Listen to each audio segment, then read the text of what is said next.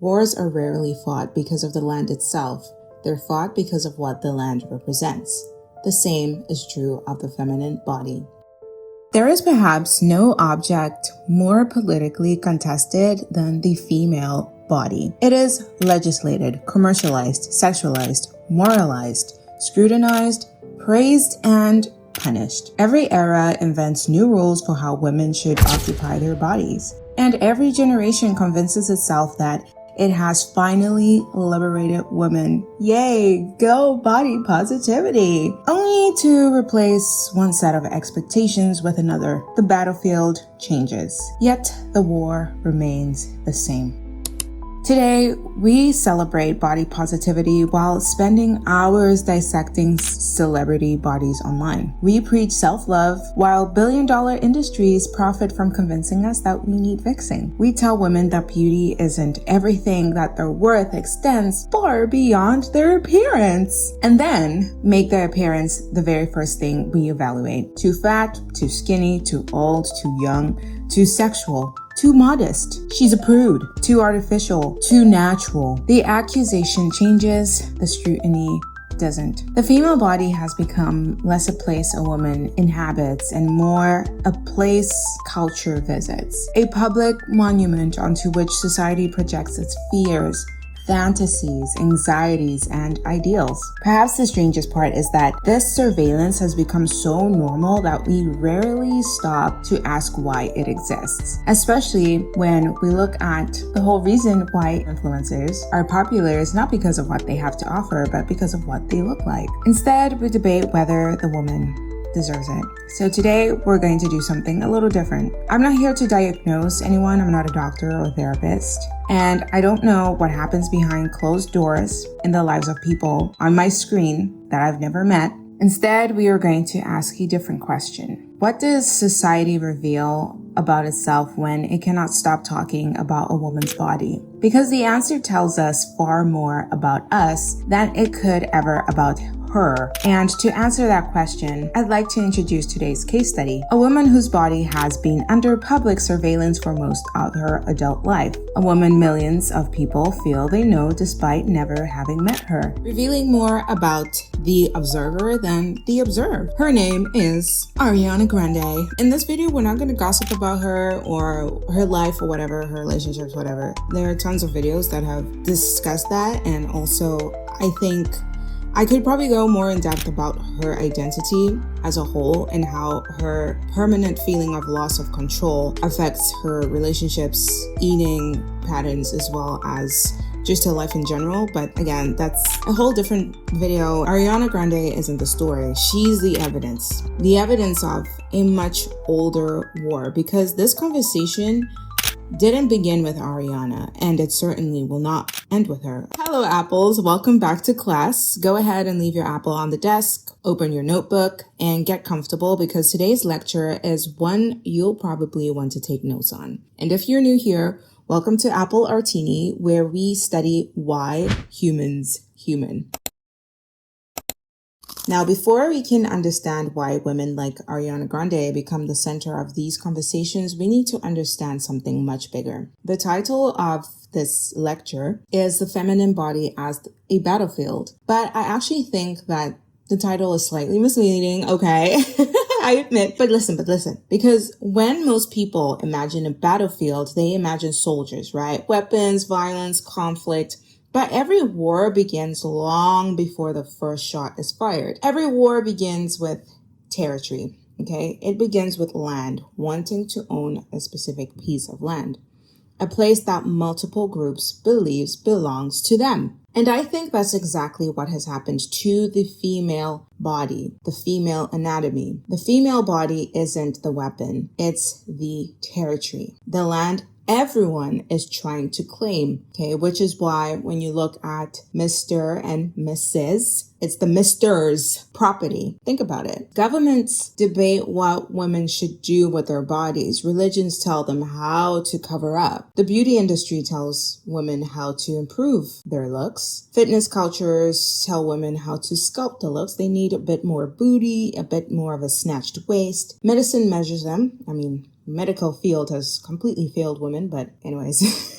Fashion dresses them. Social media ranks them. Algorithms reward certain versions of them. The Instagram face, for example. And complete strangers feel entitled to comment on them. It's actually quite strange when you stop and think about it, because a woman can simply exist online, post a selfie, walk down a red carpet, perform on a stage, and suddenly thousands of people begin acting as though her body is open for public review. Not because she asked for feedback, but because we've collectively decided that women's bodies are public discourse. Almost every cultural debate eventually circles back to women, whether it is abortion, motherhood, breastfeeding, plastic surgery, weight, hair. Can I say the P word? I'll just say corn. Okay, even corn.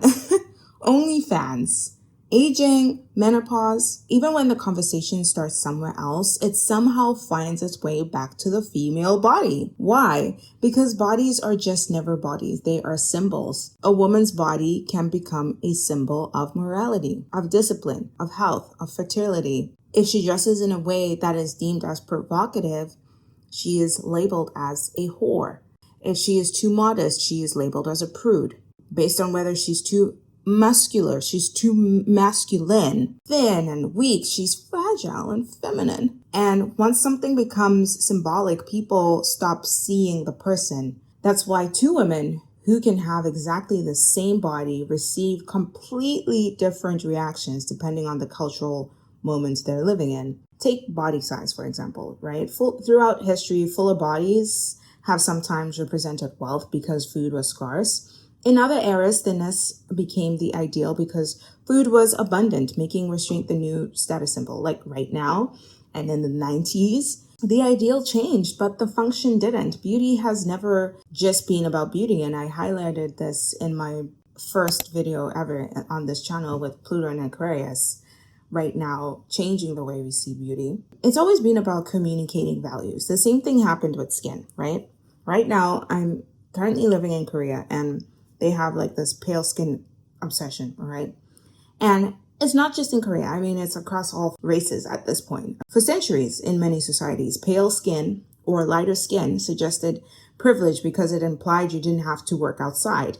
Today, many people do the opposite. Many people deliberately tan because a tan signals they were on holiday and that they're rich enough to afford a tan and leisure and disposable income. Again, the ideal changed, but the function didn't, because standards aren't random. They're historical. They are economic and political. They're a language society uses to communicate who belongs, who succeeds, and who deserves admiration. Who should we praise? Who is the next it girl? Which is why dismissing beauty as just aesthetics completely misses the point. It's heavily tied to lookism, where beauty affects hiring decisions, dating opportunities, income, even credibility, even how intelligent or trustworthy someone is perceived to be.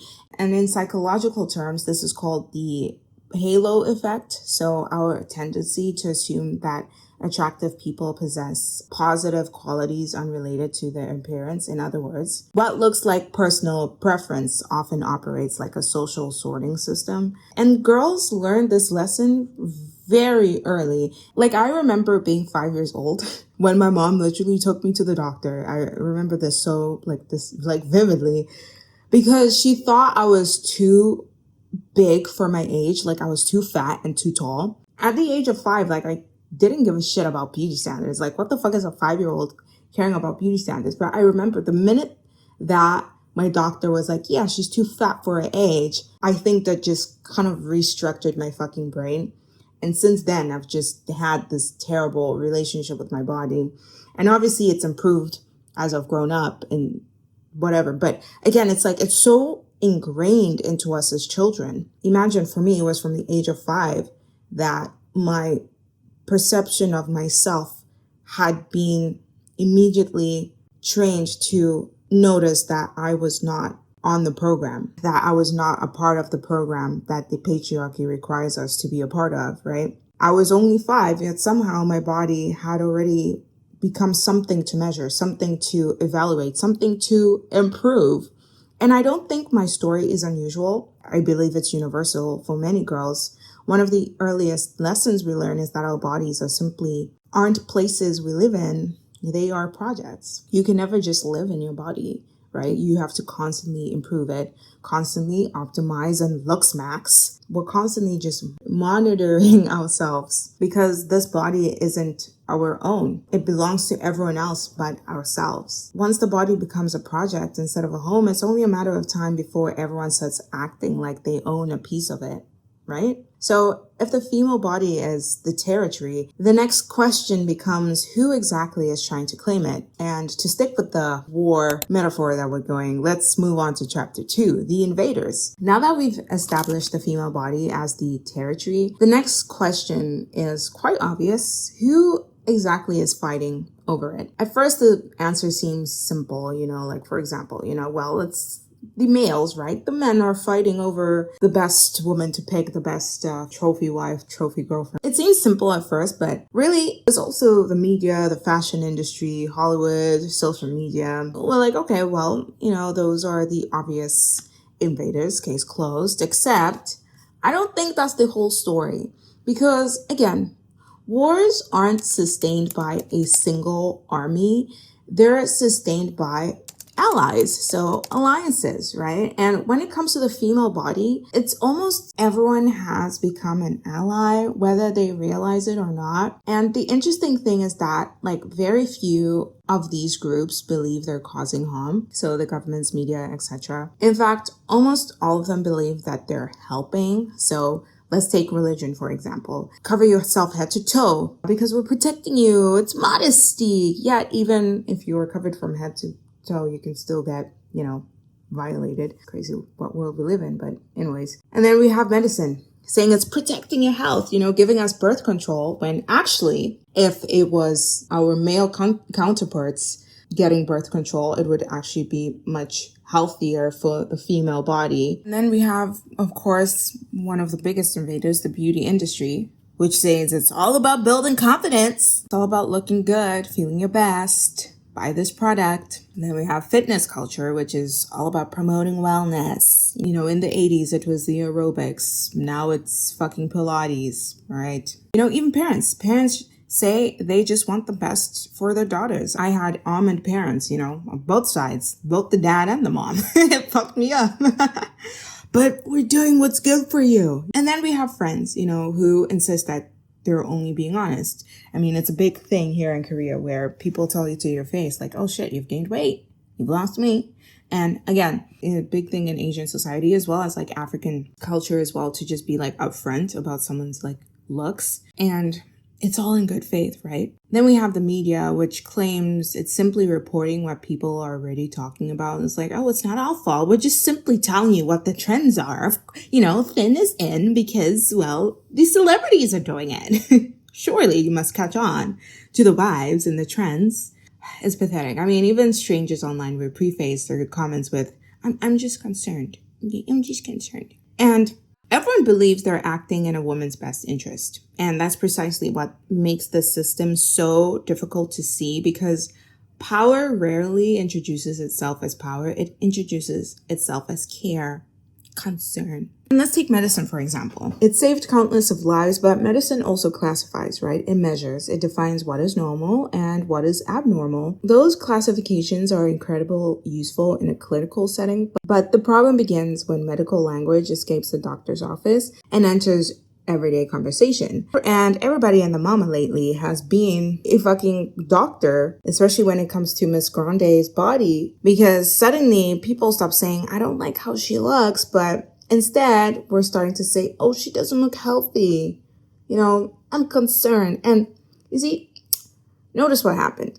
An aesthetic judgment has been translated into a medical one. And, especially with Ariana's transition from pre-Wicked to post-Wicked, there are multiple factors that have played a role into her being where she is. But let's not pretend that she's always had a complex relationship with her body. And Ariana's relationship with her body has always been a struggle from the very beginning. And I think there was an interview or a video once that I saw.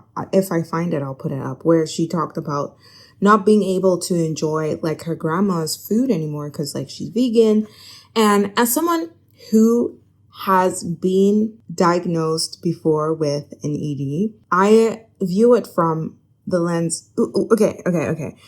We do this thing. Okay. Well, I used to do this thing. So I'm talking from personal experience. I used to do this thing where I would suddenly start inventing things I'm allergic to or intolerances and a whole bunch of bullshit, because in my brain, if I'm allergic to it, or if I don't eat that thing, or if I tell people I don't do a specific thing, it validates the ED, right? So it kind of feeds the beast.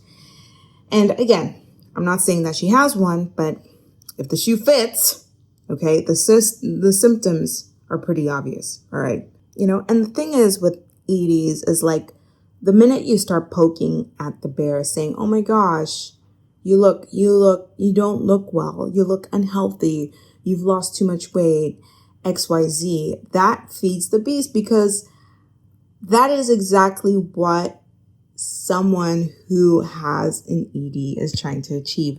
This small, frail, sickly looking look, okay? It tells us that we're getting closer to a goal, or that we've actually achieved the fucking shit that we've been pining for. And again, I don't want to go into too much detail about it because simply I just don't want to get flagged and I want this video to be reachable.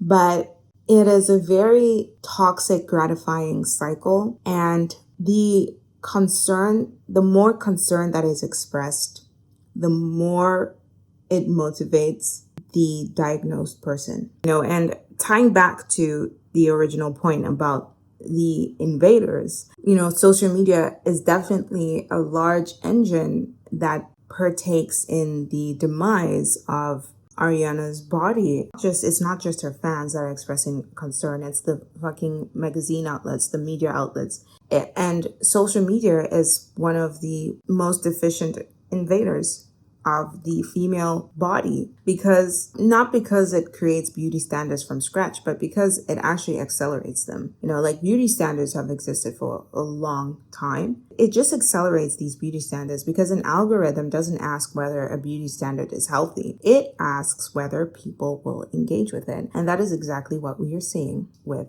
Ariana. If thinner bodies generate more clicks, they'll be shown more often, which is why we can see her videos of Atora being pushed to the front and all these young kids are being exposed to this, right? And the engine, the beast social media, doesn't care if it is moral or if it's immoral. It's indifferent. The algorithm is indifferent. Its job is attention. And the result is that millions of people begin consuming these ideals until they stop feeling like ideals at all. They begin to feel normal, expected, obvious. This is why I don't think there is a single villain in this story. There is no secret committee that meets every Tuesday to decide what women should look like. Well, unless you're Epstein. I mean, I don't know. But instead, okay, we have thousands of institutions, industries, technologies, and individuals, each acting according to their own incentives. One wants profit, another wants order, another wants health, another wants clicks, another genuinely wants help. And together, often without intending to, they produce the same outcome. A world where women learn that their bodies are never entirely their own. Because when enough people believe they have your best interest at heart, ownership starts to look an awful lot like care, which is doing what's best for you. And that's what makes this battlefield so difficult to leave, because not everyone invading your territory arrives looking like an enemy. Some arrive carrying flowers. Which brings me to the next chapter, the weapons, okay? So far we've established two things. First, the female body has become the territory, and second, countless institutions and individuals believe they have a legitimate claim over that territory. But wars aren't won simply because people want the land. They're won through weapons. And on this battlefield, the most powerful weapons aren't guns. They are words. Because language doesn't just describe reality. It shapes it. Thoughts become feelings, feelings become actions, and actions become behaviors. Think about it. The words we use when talking about women's bodies: healthy, unhealthy, natural, fake, classy, trashy, elegant, let herself go, okay, fat, thin, she's aging gracefully, she's high value, she's low maintenance, she's a clean girl, she's a hot girl, she's a fit girl, she looks like a model, she's disciplined, she's confident, whatever.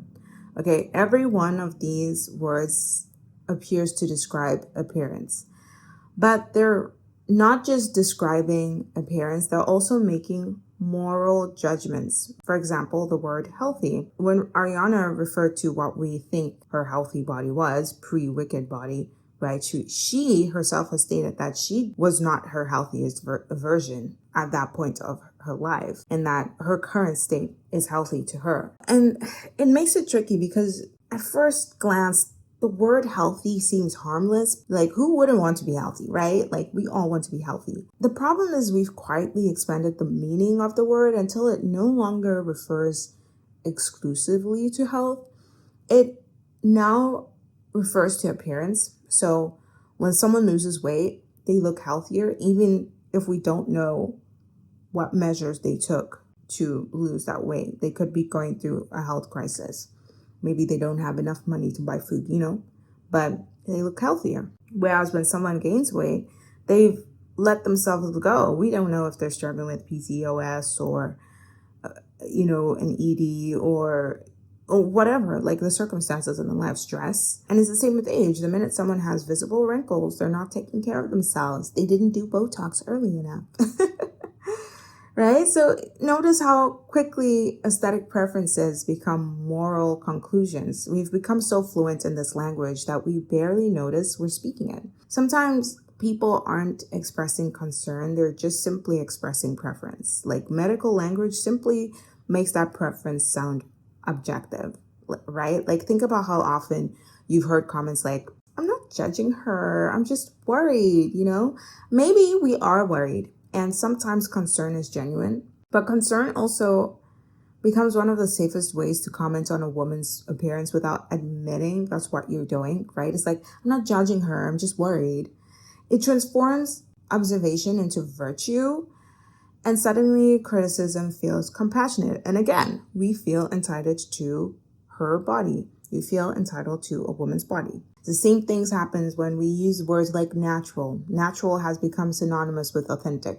I mean, pure, right? Honest, like, meanwhile, while artificial becomes deceptive. Like, oh, she's shallow. She got plastic surgery. She's vain. But where exactly is the line though? Is dyed hair natural? Like, when you dye your hair, is that you being fake or is that you being authentic?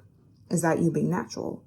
How about makeup? How about braces? Can you tell if someone had braces based on the teeth? Maybe they had straight teeth their whole lives. How would you know? A nose job after breaking your nose. We rarely ask these questions because natural isn't really a scientific category. It's a cultural one. The word feels objective. And that's the problem with words. Words feel objective, but its meaning is anything but objective. Even compliments can carry hidden messages. You look amazing. Have you lost weight? You're glowing. You're glowing. Okay, it sounds kind until you realize it teaches someone that becoming smaller is worthy of celebration, right? You look so young. Okay, you don't look your age. As if looking your age is a bad thing. Language doesn't merely reflect beauty standards, it also teaches them. And it rewards certain body types, while it quietly discourages others. And perhaps nowhere is this more obvious than in the language of self-improvement, especially in the self-improvement community with glowing up, looks maxing, anti-aging. All these phrases essentially telling you that who you are right now is not good and you need to become something else, right? And that the version of you that is perfect or finished or complete exists somewhere in the future, and that it's one purchase away or one diet away. You're never there. you're always becoming.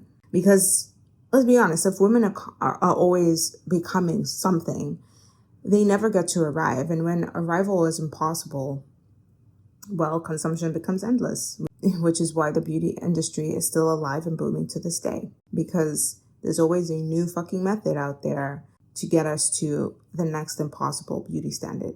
It brings us to the most powerful weapon of all, which is comparison. And when we look at Ariana Grande and Cynthia Erivo during the pre-Wicked to post-Wicked phase, it looks like they were probably competing to be the thinnest, because when you see one girl who is achieving that body type, you also feel a certain kind of way. Language gives us these categories, and comparison tells us where we fall inside of them. And once women begin comparing themselves to one another, the battlefield no longer needs soldiers, because it begins sustaining itself. Which brings me to the next point. And I know by this point you might be thinking, okay, I understand how governments and religion, beauty, culture, medicine, and social media shape the way women think about their bodies, but surely, nobody is forcing women to participate. If women are so tired of having to participate in beauty Olympics, why don't they just step out? Well, you see, the answer is more complicated than that. And I kind of answered this in my video that I posted a week ago, Ugly as a Form of Resistance. You see, what makes this war so effective is that you don't have to participate in the battle to still be a part of the war. And it reminds me of this beautiful philosophy I learned in university. I think it's the only thing I remember from university, to be honest. It's called the Panopticon. If you're familiar with George Orwell's work, essentially it's just Big Brother. Okay, it's the Big Brother effect. Okay, so imagine a circular prison where every prisoner can be seen by a single guard standing in the middle. So the prisoners never know whether the guard is actually watching them. Like social media, you don't know who's watching you. It's not just the followers that are witnessing you. It's not just your parents that are witnessing you. It's a bunch of strangers that every time you step outside, someone is witnessing you. Someone is watching. You don't know if you are being perceived or not, but there will always be someone who perceives you. And that is so fucking scary to think about. And especially as someone who has social anxiety, like I felt that on on a level on level 100, okay? Anyways, back to the Panopticon example, right? The prisoners never know whether the guard is actually watching them, so eventually they stop needing the guard. They begin behaving as though they're being watched the whole time. Whether anyone is looking or not becomes irrelevant, because the possibility is enough. Knowing that you might get caught is enough. And I think social media has built the digital version of that prison. Because today we simply don't have bodies. We have bodies that can be photographed, posted, zoomed in on, screen recorded, right? Shared, memed, compared, judged, and just archived on the internet forever. As long as there's a photograph of you, whether that be analog or digital, you will always be perceived. And I think even Susan Sontag captures this wonderfully in her works as well. Essentially, every mirror becomes a camera, and every camera becomes an audience, and eventually the audience moves into your own head. You start asking questions that never would have crossed your mind before. Do I look bloated today? Is my side profile okay? Should I smile with my teeth? Does my face look asymmetrical? Should I delete that picture? Should I face tune this? Should I get Botox? Should I start Ozempic? I mean, people start doing things that they would never have done in a million years because someone on social media fucking said they should. Nobody had to tell you to ask those questions, but the system taught you how to ask them. And this is why beauty culture is so powerful, because it convinces women they're making completely independent choices. I'm doing this for me. I'm choosing confidence. Like, I'm putting myself first. I'm going to go in the Ozempic. Okay. And that's completely fine. Like, we don't hate you. Okay. Do you, boo. We support you. And sometimes that is true. Like, women absolutely have agency. Like, duh. People can enjoy makeup, fashion, fitness, whatever, like on a genuine level, right? As well as cosmetic procedures. There's nothing wrong with any of those. But it's also worth asking a more uncomfortable question: where did the desire come from? Because desires do not appear out of thin air. They're shaped by the culture we grow up in, the images we consume, the people we admire, the comments we receive, and the ads we barely notice. None of us exist outside of culture. So when millions of women suddenly want the same lips and the same nose and the same jawline, the same snatched waist, whatever aesthetic is in at the time, we should at least pause long enough to ask whether we're witnessing individual choice or collective conditioning. That doesn't mean women are brainwashed. No. But it does mean that human beings are social creatures and there is a hierarchy. Okay, we imitate, we compare, we adapt, we always have. And in psychology, this is called social comparison theory, which is very interesting, by the way. You should read it up. But anyways, to sum it up, we naturally evaluate ourselves by comparing ourselves to other people. Think of high school, for example. Everybody wanted to be like the popular girl, right? Because as humans, we naturally evaluate ourselves by comparing ourselves to other people. And social media simply put that instinct on steroids, to be honest. For most of human history, you compare yourself to your village, right? Your classmates. That's the only girl your classmates. Maybe you're competing with like the smartest in your class. But then when you go out into the real world, now you have to compete with like the smartest in the state, the smartest in the country. Now you have to compete with the smartest globally. And today, when it comes to beauty, you're comparing yourself to the most beautiful, filtered, surgically enhanced, professionally photographed people on the planet before breakfast. Right? No human brain evolved for that. Especially like the kids that are witnessing these videos. And I'm going to throw a bit of shade here, but like Ariana's also using the ballet aesthetic. And what are ballerinas known for? Being slim, being tiny, right? Having to stay in a certain body weight so that they can look graceful. And this is being pushed to the forefront for children to watch. Like imagine I discovered Ariana when I was a kid, grew up on Nickelodeon. What more for children nowadays who think this is a normal body? Funny enough, I think that this is perhaps the greatest victory of this battlefield. Women no longer need constant surveillance from the outside because we've learned to monitor ourselves, right? We've learned to count calories, to take the fucking selfies, to update everyone and be like, look at me, I'm thinner, I'm hotter, I'm glowing up. We've perfected the pose, we've curated the feed. Like the battlefield is no longer on the outside, it has now become internal. And the war now follows women everywhere they go, even when they're completely alone, because the most effective prison is the one you eventually carry inside yourself. So let's return to the woman we began this lecture with, Ariana Grande. Okay. At the beginning of this video, I told you this wasn't really a story about Ariana, and I meant it. Okay. Because if you've been paying attention, you'll realize that almost everything we've discussed today existed long before Ariana Grande ever stepped onto a stage. She's simply living inside a system that was already built. Okay, she's just a case study, which is why I don't think the most interesting question is what happened to Ariana. If you want to answer that question, there's tons of videos online and articles that you can read, really. But the more interesting question is, why do millions of people feel entitled to ask that question in the first place? Think about the conversations you've seen.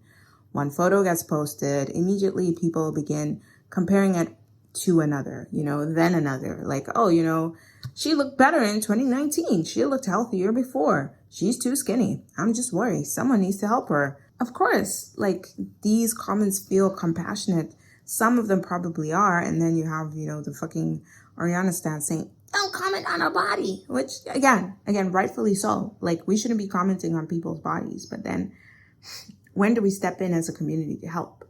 That is a very blurry line. Because human beings naturally notice change. There's like, oh, she lost weight, like whatever. And then there's also like, God damn. Okay, somebody needs to help this woman. When someone appears dramatically different, concern isn't an unreasonable emotional response, especially when we can see that it's doing more harm than good.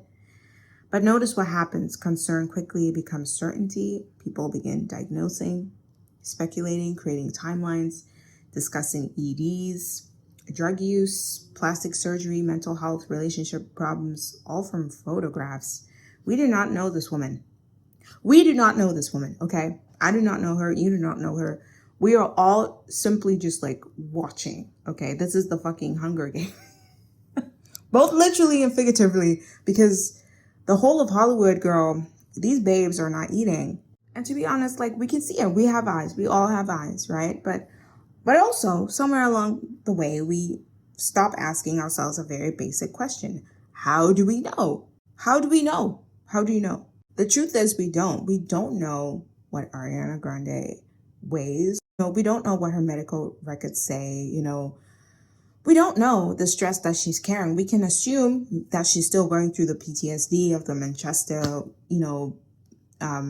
situation, or whether it was Mac Miller, or whether it started way early in her childhood. Maybe it's like from the Nickelodeon days with creepy Schneider, okay?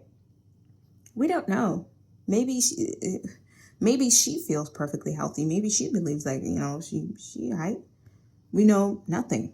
Yet the internet has become so comfortable mistaking, familiarity for intimacy. Just because we hear someone's music and watch their interviews and follow them on Instagram and grew up watching them on TV doesn't mean that we know them.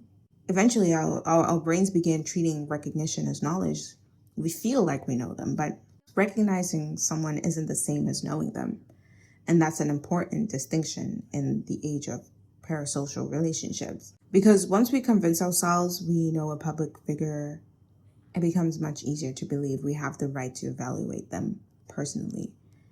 And their body becomes public evidence. Every photograph becomes a clue. I mean, just imagine living like that, right? Every appearance becomes a medical examination conducted by millions of unqualified strangers. But again, this is where I think celebrity culture reveals something uncomfortable about the rest of us.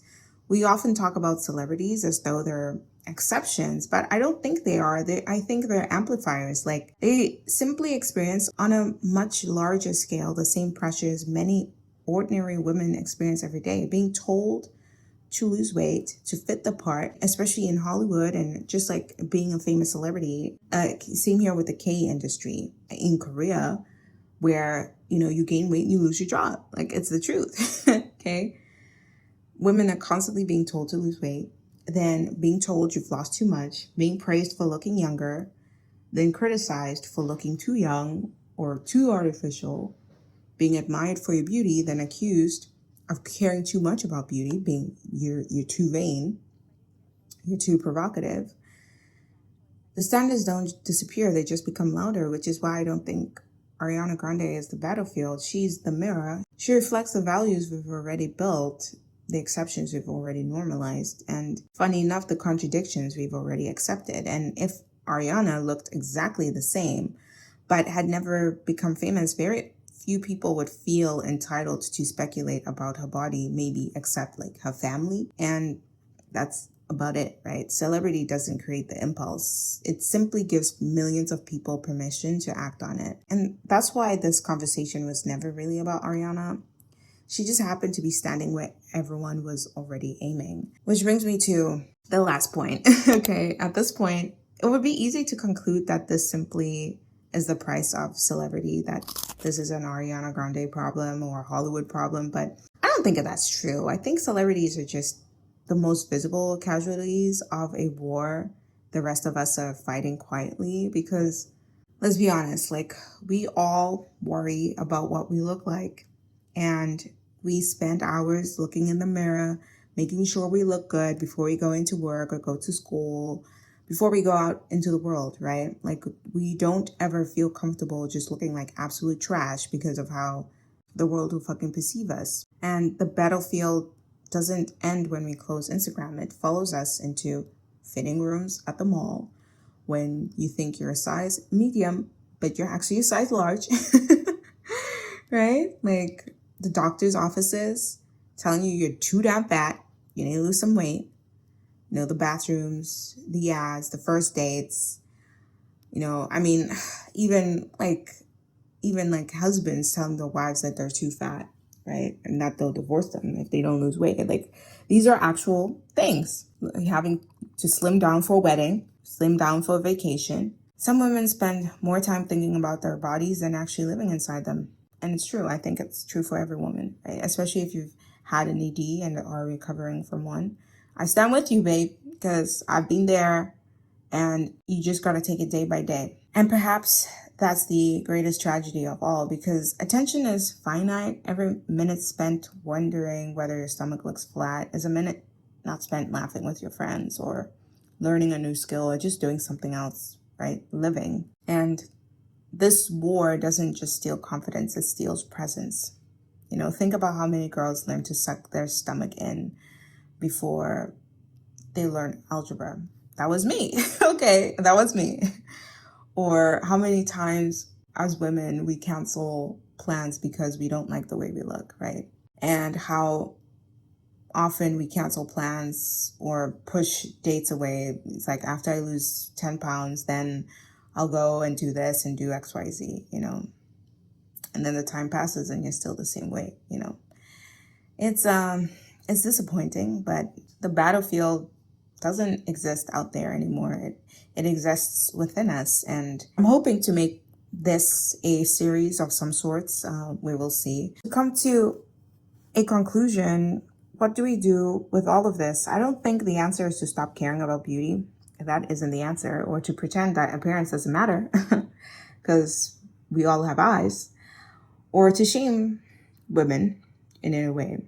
Begin asking ourselves, who taught me to see this as a problem? Who taught me to see Ariana's body as a problem? Who taught me to see whatever celebrity's body as a problem? And not even the celebrity, your own body as a problem, right? So before you leave class, I love to hear from you in the comments. Tell me what's one beauty standard or belief about women's bodies that you accepted without ever questioning, or, you know, what's something about your appearance that you eventually realized society taught you to dislike, right? I'm really curious to read your answers. If you enjoyed today's lecture, don't forget to subscribe to appleartini, where we study why the frick humans human in pursuit of self-mastery. Until next class is dismissed.